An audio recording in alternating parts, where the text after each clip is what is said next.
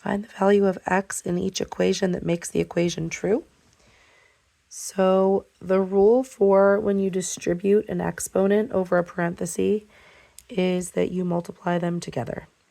So I don't know why this is out of focus. It would be 7 to the 6th power. So x would have to be 6 to make that true. Anything to the 0 power is 1. So x would have to be 0 in this one. 27 to what power would get me down to 3? That's actually the 1/3 power, because 27 cube rooted is 3. So you need the 1/3 power to do a cube root. How would I go from 8 to 1/8? If I'm flipping it over, that's the -1 exponent. 5 cubed is 125. This one, I'm cubing it and I'm flipping it over. So it'd be the -3rd power, because 2 cubed is 8, and then it'd be 1/8. When you divide, you're allowed to subtract exponents. So 10 minus 4x would be 6. We're going to add the exponents together. 3 plus 6 plus 1, don't forget that 1 right there, is 5 to the 10th power.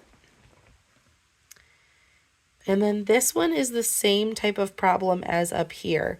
It's actually the 1/2 power, because it's the square root of 25 to get 5. So it'd be the 1/2 power. Rewrite each expression in radical form. So the denominator becomes your index of the radical. So I would do the index first, the cube root of 8.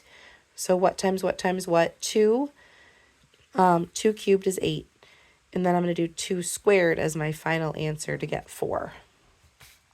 The 1/2 power just means the square root. There's kind of a 2 out here that I don't need to write. I can't simplify that any further. This would be the square root, because that's on the bottom of 100.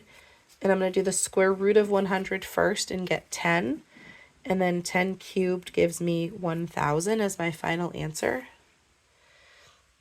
Let's see, it has to be equivalent to 36 to the 3/2 power.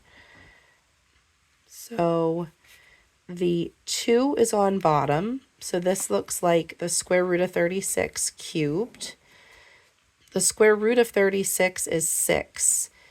So 6 cubed would also work. And I believe 6 cubed is 216. Let's see, this is the square root of 6. That doesn't work. The cube root is not on the outside and not 54. So B, C, and F. Let's see, how many solutions are there? So how many ways could I get x cubed equals a positive number? There would be one solution.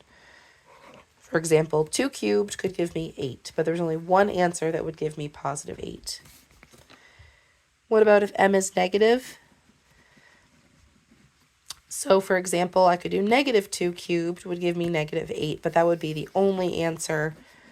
There's not more than one answer when it's a cube root like that. Excuse me. All right, solving with square roots and cube roots. So a square root can never equal a negative number. So even though I might want to square both sides of the equation, I'm not going to. I'm just going to say there's no solution. We're talking about real solutions in number 5. So no solution, nothing square rooted will ever equal -5. All right, undoing. I'm going to subtract 15 from both sides. So now I have that x cubed equals 0. So x must have to be 0 itself, because 0 to the 3rd power would give me 0. All right. How do I undo a cube root? I cube both sides of the equation. So that just gets rid of, excuse me, the cube root. 3 cubed is 27. Divide by 2 on both sides. What is 27 halves? 13.5. So x is 13.5. Let's see, how do I undo a square? I square root both sides. That gives me just x plus 3. When I take the square root of a number, two different numbers could square and get 4. Positive 2 or negative 2. So you're going to solve both of these equations for x. X could be negative 1 or x could be negative 5. And if I plugged that in and squared it, I would still get positive 4. What square root gives me 2? So when I square both sides, that tells me that the number under the square root has to be positive 4. Subtract 3, and x must be 1. 1 plus 3 is 4, and the square root of 4 would give me 2. Subtract 10. X cubed is negative 27, so I can take the cube root of both sides. So x must be negative 3, so that negative 3 cubed would give me negative 27. Simplify each expression involving complex numbers. When I distribute a negative sign, I'm going to rewrite this problem. 40 plus 3i plus 23 and minus 12i. Now I can combine like terms. So I have a total of positive 63, and it looks like I have minus 9i because I have a 3 minus a 12. Here I'm going to distribute my 8i. So I have 24i squared. 8 times 9 is 72. Anytime I see an I squared, that's equal to negative 1. And 24 times negative 1 is negative 24. So negative 24 plus 72i is the final answer. Sometimes it's helpful to write out a box so that you don't miss any of your multiplying terms. 3 times 2 is 6. This would be negative 18i, 4i, and negative 12i squared becomes the number positive 12. 6 plus 12 is 18. Negative 18 plus 4i is negative 14i. Let's see, 4i times 4i is 16i squared, but then the I squared is negative 1, so the final answer would be the real number negative 16. Solve for x with complex solutions. So now if I have a negative, I might be able to still solve it. Let's divide by 4 on both sides. X squared equals negative 4.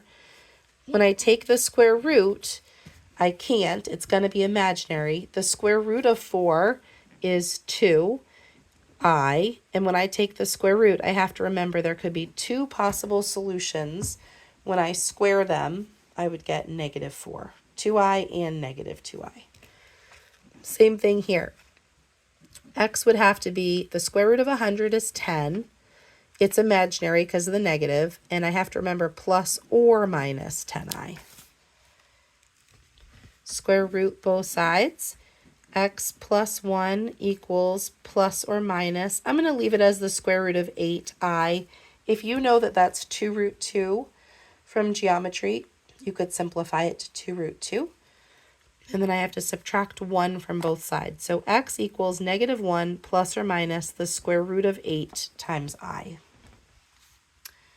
Plotting imaginary numbers. I'm going to go 3 on the real axis and 1 on the imaginary axis. So over 3 and up 1 is that first point. This one is just negative 4 as a real number. So that's right there, negative 4. 2i is up 2i. So this was A, B, C.